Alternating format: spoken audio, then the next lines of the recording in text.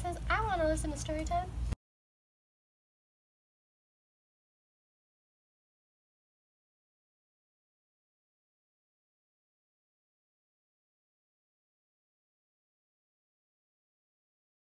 Well, hello and welcome back. This week I'm really excited because I have my good Twitter friend Laura and Dominic's Oil and Water to talk about.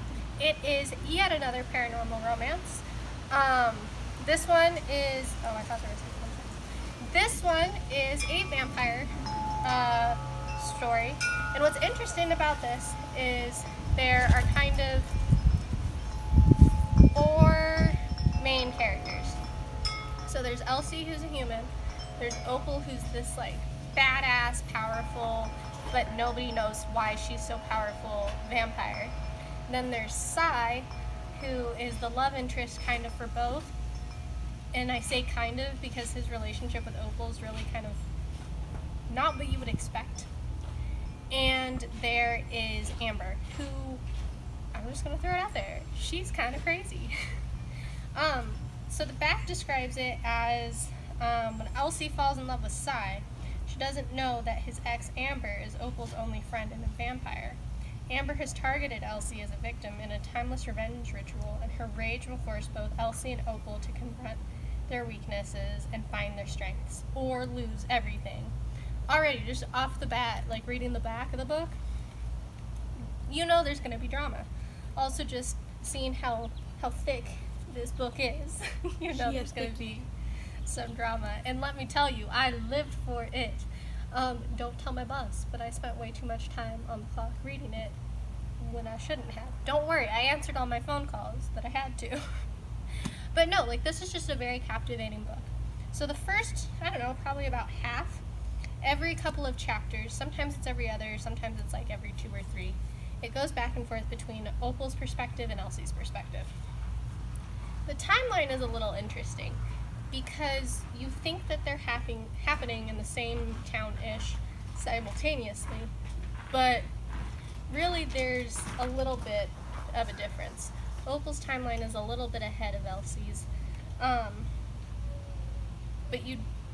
it's hard to say how much, and I'm going to leave it at that because I don't want to give away too many spoilers.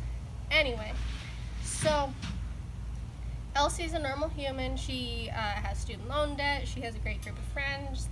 She has an on and again, off again boyfriend. She has a secret that has to do with one of the other people in her friend group, and there's drama there, and he's just like kind of a terrible human. And all of a sudden she meets Sai, and he's just, you know, your typical like tall, dark, and handsome, mysterious dude that is just really intriguing to her. And I mean, he's a gentleman too. Like, he respects her boundaries. He wants her to be happy.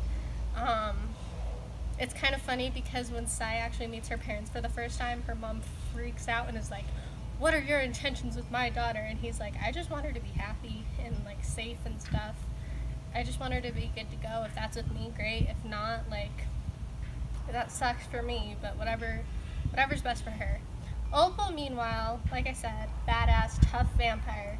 She, like, on her first night after becoming a vampire, she goes to a vampire speakeasy and takes out one of the council members. Because, you know, there's always some sort of ruling vampire class in all of these stories. I mean, you have the Volturi, you have the random super old vampires that are just in charge of things that may or may not have a name. This one's just called the Council. And the whole shtick with this council in this story is that if you take one out, you become a new council member. Opal doesn't realize this when she takes out council member Orla. She's just like high on, I guess, vampire adrenaline, so blood. And is just like, nope, I'm gonna kill you. Becomes a vampire council member, and like 10 years later is still hating the fact that she did that. Because Opal doesn't like to follow the rules. And the really interesting thing with her is that she has no memory of her human life. And so that's my dog. And so that's like a huge part of the story, because she doesn't know where she came from, which kind of gets her in trouble because at one point she gets abducted by this mysterious guy. Oh, hello. He says, I want to listen to story time. And so, it's kind of funny. She, being Opal, is like, oh, maybe I have Stockholm Syndrome, because even though she hates her captor, at the same time, she's kind of like, he's kind of hot. He's kind of interesting. I want to know more. Well, it turns out he used to be a vampire. Dun, dun, dun. Meanwhile, Amber's wreaking havoc. In Elsie's timeline, she's targeting her, trying to kill her. In Opal's timeline, she is presumed dead and then comes back. And then all of these secrets are revealed about who is who and where they came from and all this stuff. And it's just like, it's really intense, honestly. But it's really engaging. Like I said, I flew through the book. It's 400 and some pages, just over 400. But I mean, I was engaged the whole time. I wanted to know if they would ever find out, because it's totally an example of dramatic irony.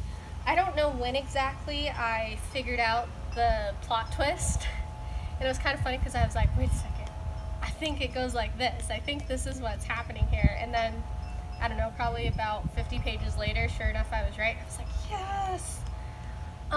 So hopefully you get that feeling too. But yeah, like, I wanted to figure out if they would know what I realized. I wanted to know if Amber actually was dead, what she was plotting. There's another character, Zilfer, who was Orla's mate. And he's another council member, super powerful. And he has a thing both with and against Opal. And all of the, like, vampire names, they all have to do with their eyes, because in this version of the lore, once you become a vampire, your eyes reflect part of your soul, and it's actually your eyes that keep you alive as a vampire. So, like, they can go out in the sun. It's kind of like new vampire lore in that sense. But the interesting thing is that it's the eyes that are important, because if the UV rays get into the eyes, not only is it just like normal person damaging, like, it literally boils the vampire blood within them, and then it makes them turn to dust. That's getting a little too into the nuances, but yeah, I mean, I thought oh gosh, there's bugs. I thought the plot was super engaging. I think Dominic is really descriptive, and I really like her writing style a lot. Again, I don't know if it's just recently I'm picking up all the books with swear words, or just if all of a sudden I'm just more sensitive to it for some reason. There are some F-bombs, not like a lot, but there are some, so if you don't like swearing, there's that. There's a little bit of violence. It's not super graphic, it's not a lot of violence, it's just kind of punching other people and breaking down walls, stuff like that. So even if you're sensitive to that, I don't think that's really that big of a deal. Same with sex, like, they just kind of have it, and it's passionate, and there's a little bit more detail than what I just said, but it's not that big of a deal. So honestly, like, unless you're just really oh, hello, Mist. Here's my other dog. So unless you're just really anti-vampire, I can't see a reason why you wouldn't like this book. I guess unless you were really anti-Florida, because that's where it takes place.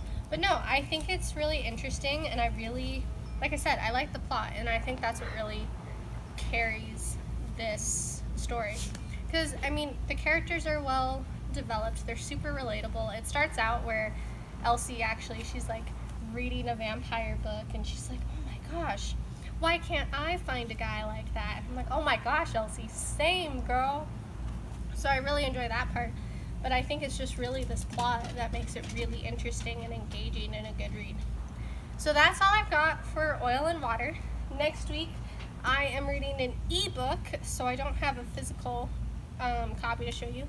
But it's from another Twitter friend. It's Sareth Baffy Bowden's To Hell and Back for You. I'll include his Twitter handle down below in the description, along with Dominic's. And I really hope that you come back next week. Thanks.